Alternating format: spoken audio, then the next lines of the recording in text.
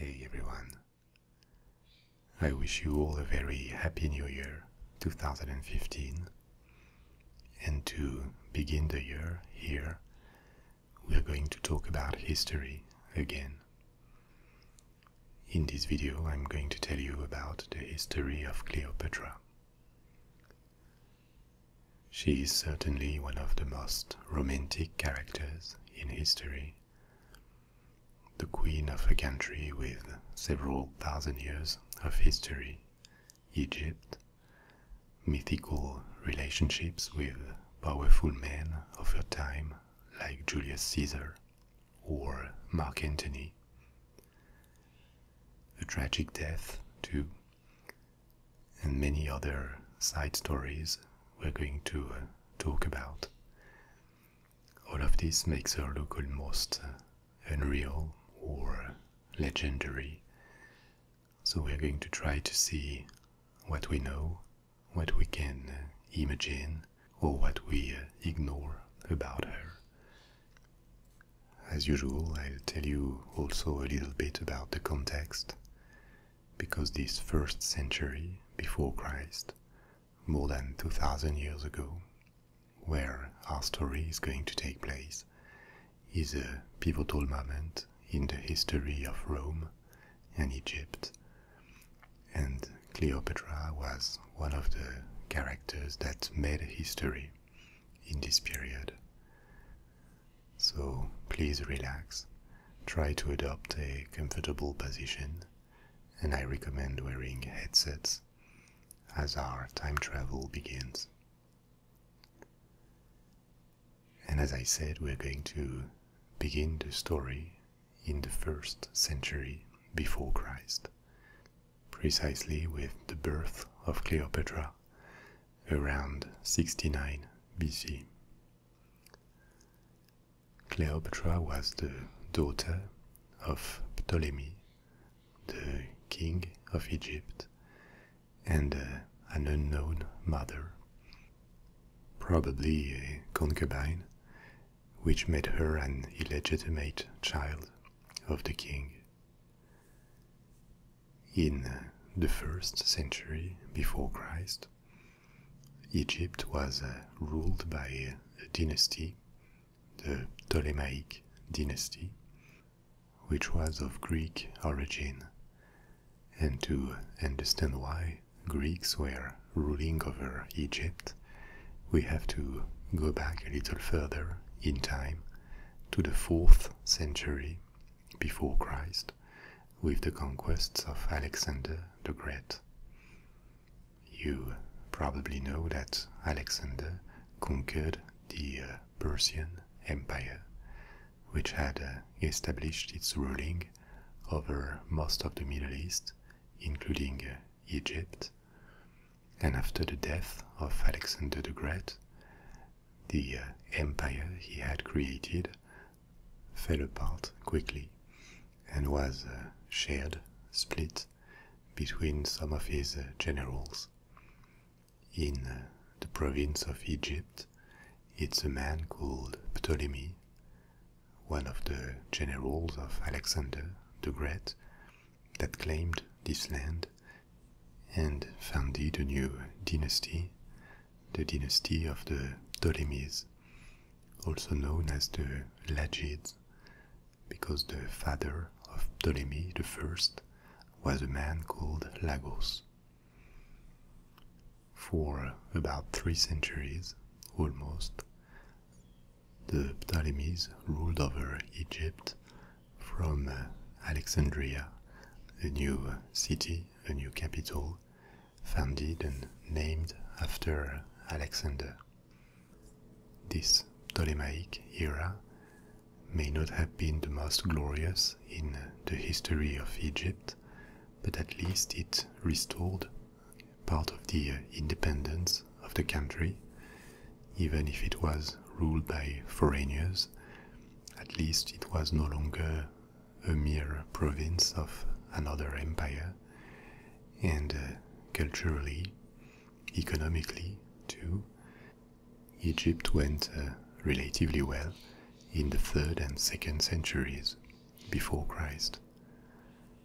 some of the wonders of the antique world, such as the lighthouse of Alexandria or the Grand Library in Alexandria too, date back from this Ptolemaic era.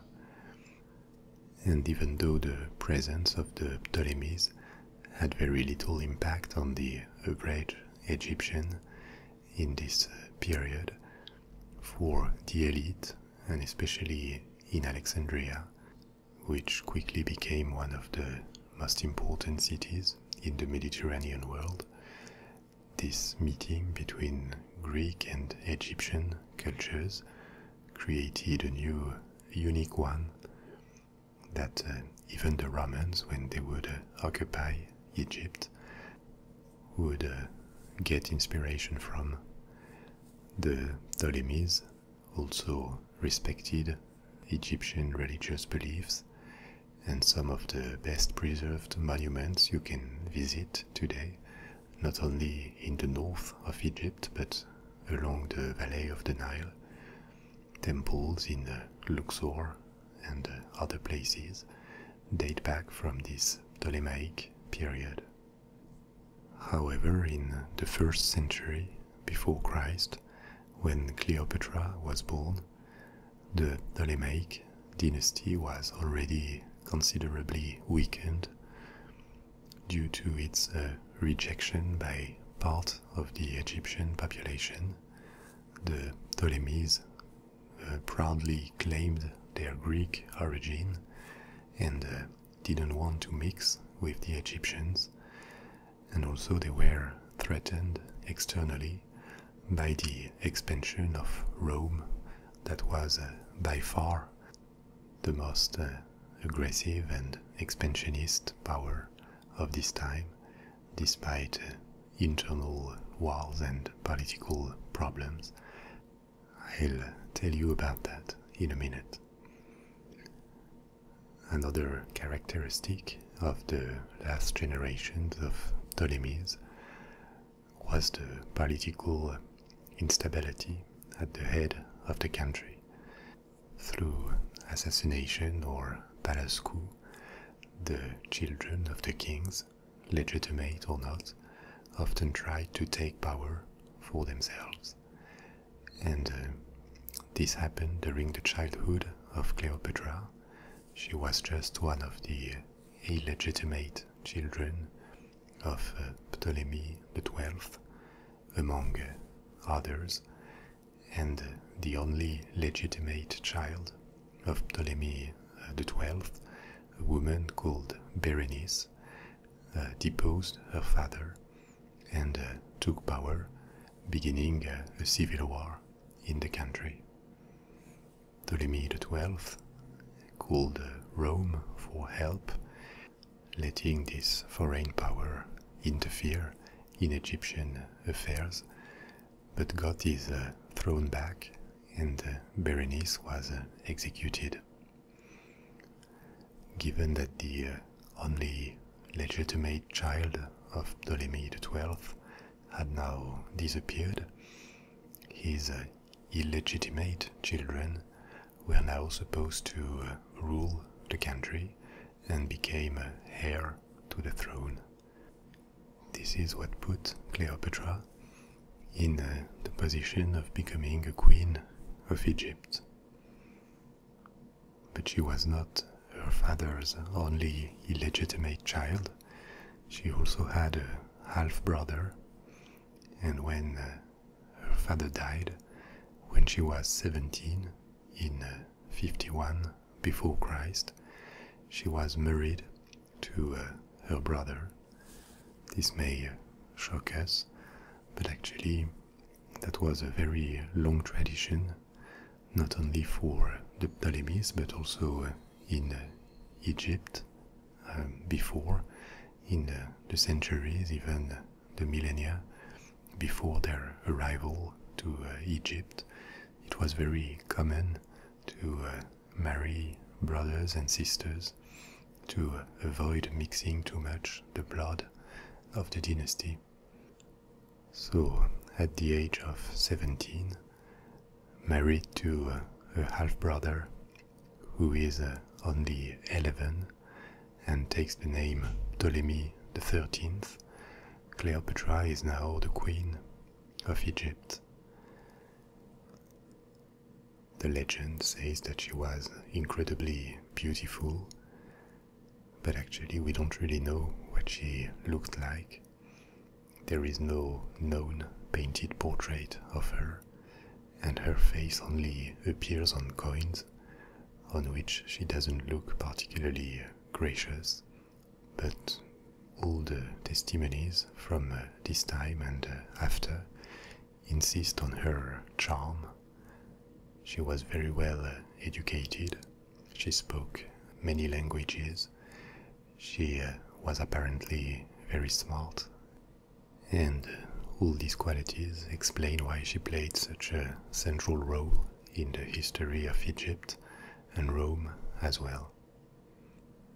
Because Cleopatra's life and the fate of Egypt as an independent country would be tightly bound to the history of Rome. So I told you before that the 1st century before Christ was a period of expansion but also civil wars for Rome. So let's talk a bit about the Roman Republic and then the Roman Empire in the 1st century before Christ. I told you before that this was a period of very fast expansion for Rome. Actually, the 1st century is the moment when Rome really becomes one of the most powerful and well-organized empires ever.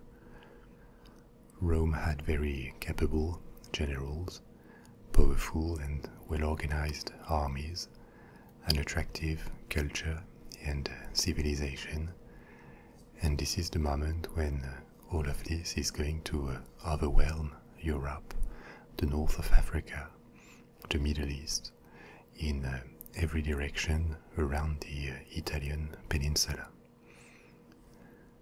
The most prominent and well-known figure of this period is certainly Julius Caesar, who was a general initially. He conquered in particular the Gaul, that corresponds to modern-day France and Belgium. He also invaded Spain and Britain and contributed to the expansion of the Roman Empire. In this period, politically, the situation was fairly unstable in Rome, and Rome was still a republic in which 3 men, Caesar, Crassus and Pompey, 3 generals with political ambitions, had formed an alliance, a political agreement called the Triumvirate. It had no legal status, it was just an agreement between them to consolidate their political power and expand it.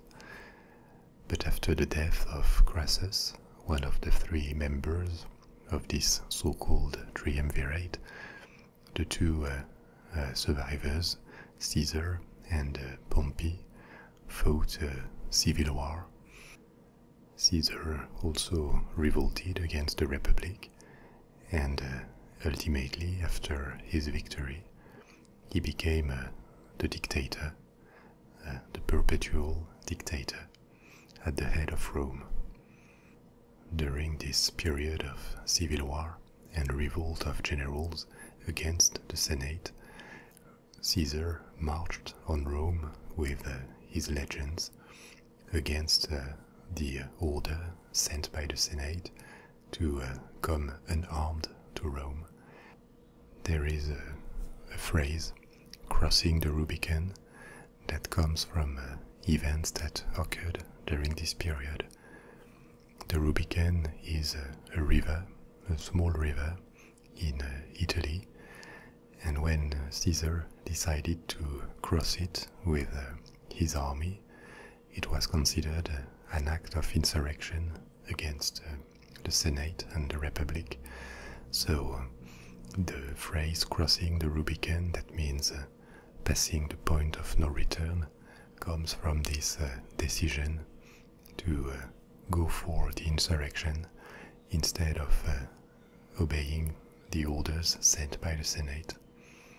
To consolidate his power and this regime change, Caesar also defeated Pompey militarily in minus 48, and this is the moment when Cleopatra's life is going to interfere with Rome and accelerate. She is now 20 or 21, but her influence in Egypt remains limited because her husband and half-brother, the king Ptolemy XIII, keeps her away from decision-making. But in 48 BC, after a military defeat against Caesar, Pompey goes to Egypt, hoping to find support for his project to oppose Caesar and reconquer Rome. However, the king, Ptolemy, made a big political mistake. He did not believe in Pompey's capacity to win against Caesar. So in order to obtain Caesar's approval and favors, he decided to have Pompey executed immediately when he arrived in Egypt.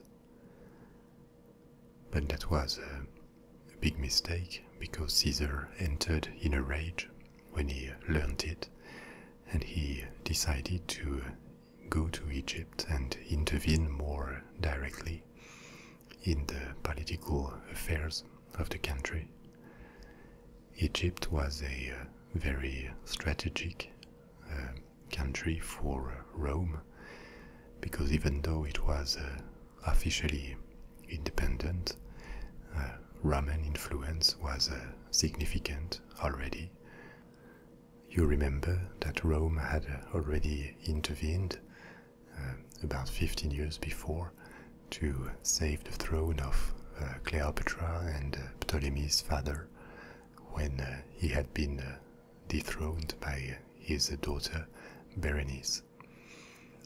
And Egypt was a very strategic country because it had a capacity to export grains that Rome needed to feed its army and continue its policy of expansion all around the Mediterranean Sea.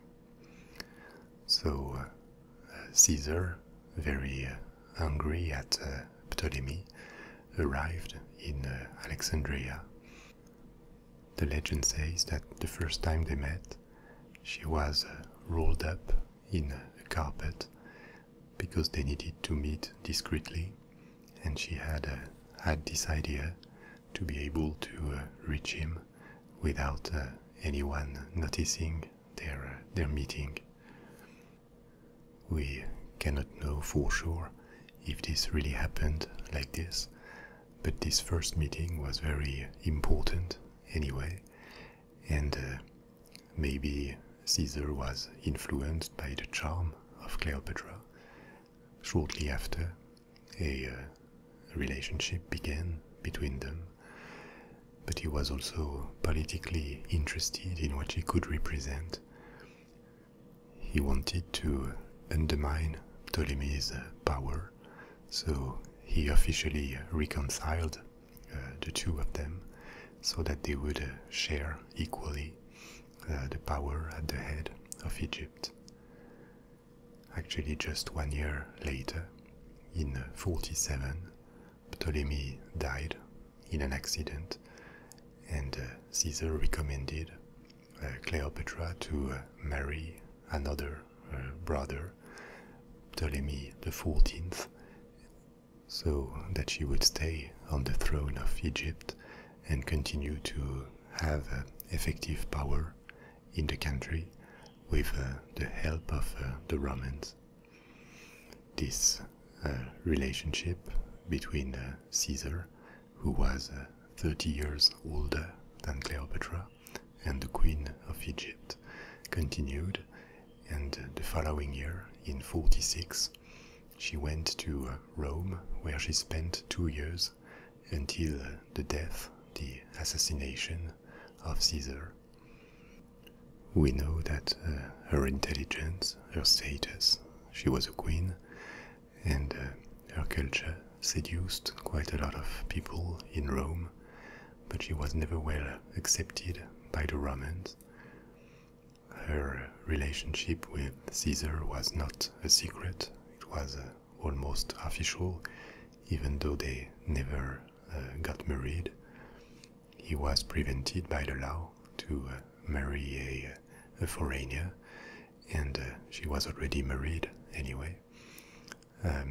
But the Roman population, or at least part of it, saw her as a potential danger for the unity of Rome if she was to have a child with Caesar that could have claimed the throne, and a child with only half of Roman blood. So this is why after Caesar's death, when he was assassinated in 44, she immediately returned to Egypt. In Rome, she probably met Caesar's right arm, a man called Mark Antony. He would later become the second important liaison in her life a few years later, and we will see how. So she also had a son, probably with Caesar, a son called Caesarion, and when she returned to Egypt in 44, she immediately had her last husband, Ptolemy XIV, assassinated, so that she officially, from this moment on, ruled alone over Egypt in the name of the son, officially called Ptolemy XV, that she had had with Caesar. She would remain for 40 years the sole ruler of Egypt until her death. After Caesar's death in 44, a new period of civil war began, at first between the murderers of Caesar and a group, another kind of triumvirate, made by Mark Antony, by Augustus, known as Octavius in this time. He was, based on Caesar's will, his adoptive son and heir to this status of dictator, and a third man, Marcus Lepidus. So this new triumvirate defeated Caesar's assassins, and after that they decided to share power between them. Rome was still officially a republic, so they would rule as military dictators over the republic. But their competing ambitions quickly made this new triumvirate collapse, and they started fighting against each other. Marcus Lepidus was eliminated, driven into exile, and remained essentially Octavius versus Mark Antony. They finally found a balance, or a temporary agreement, sharing the republic into two parts, the west for Octavius and the east for Mark Antony. This is how Mark Antony, in 41, 3 years after the death of Caesar, went to Egypt with maybe the nascent dream of reorganizing the eastern part of the Roman Empire, and from there start to conquer Asia and expand his half of the Roman Republic. The meeting between Cleopatra and Mark Antony is another mythical, very famous episode. In 41, when he arrived in Egypt, they met on a magnificent ship on which a party lasted for several days. Once again, we don't exactly know the details of it, but from this point a new liaison between the two began, and it lasted for 10 years until the death of Cleopatra and her lover in 30 before Christ. I told you Mark Antony's ambition was to expand towards Asia, and they quickly developed a common ambition, the two of them, to found a new dynasty, starting with the children they had had together, ruling over a large Eastern empire centered on Egypt and Alexandria. Cleopatra's dream or grand ambition was certainly to restore the power of Egypt as a great world power. She was nicknamed Cleopatra Philopator, which in Greek means who likes her country, her nation. And contrary to the Ptolemaic tradition, she did not claim that much her Greek origins, and instead presented herself as Egyptian. These 10 years, when Cleopatra was in her 30s, were probably the best period of her life. She ruled over her country. She had love, ambitions, projects with Mark Antony. But the dream was finally broken after 10 years, when the civil war resumed between Octavius and Mark Antony.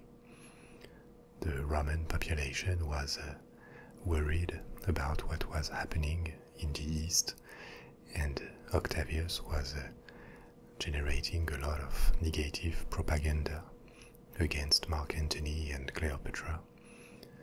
So when the war resumed with the support of the Roman population, the two sides met in a gigantic naval battle, the Battle of Axiom, which is probably the largest naval battle in the entire Antiquity, in which the forces of Octavius and Rome won against the combined armies of Mark Antony and Egypt.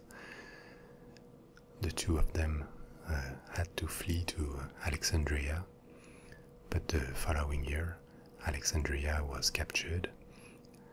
Mark Antony committed suicide, and shortly after, Cleopatra herself, in what is probably the most famous event in her entire legend, committed suicide too. There are various versions of this suicide, the most famous one being that she would have let a snake bite her.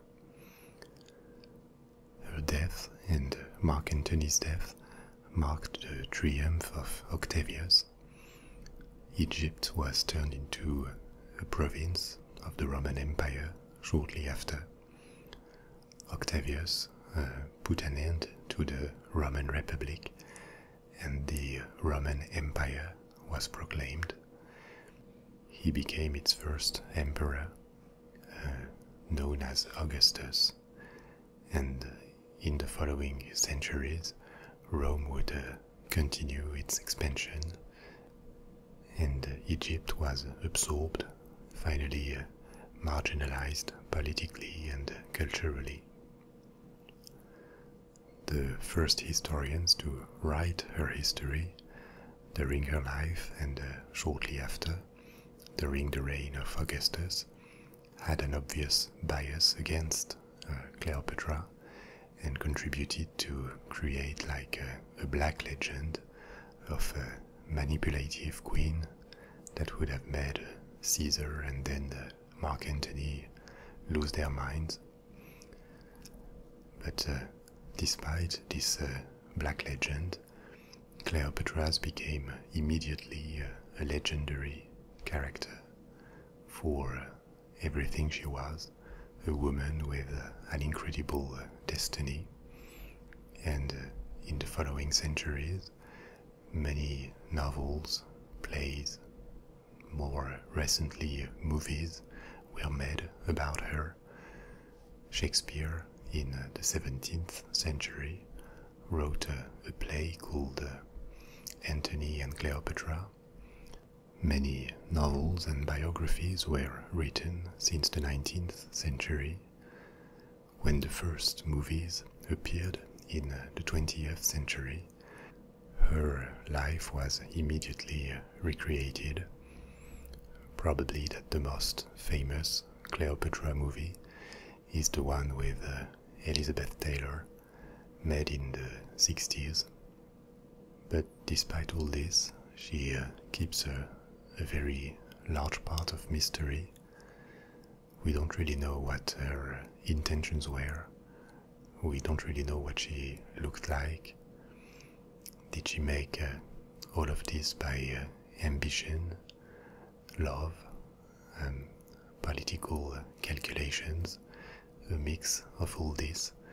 We don't exactly know, and maybe part of the fascination for Cleopatra that keeps existing today comes from this part of mystery that remains. Okay, as always, I hope you enjoyed this. I'll let you make your comments and suggestions below in the comment section, and I'll see you soon for another video. Au revoir.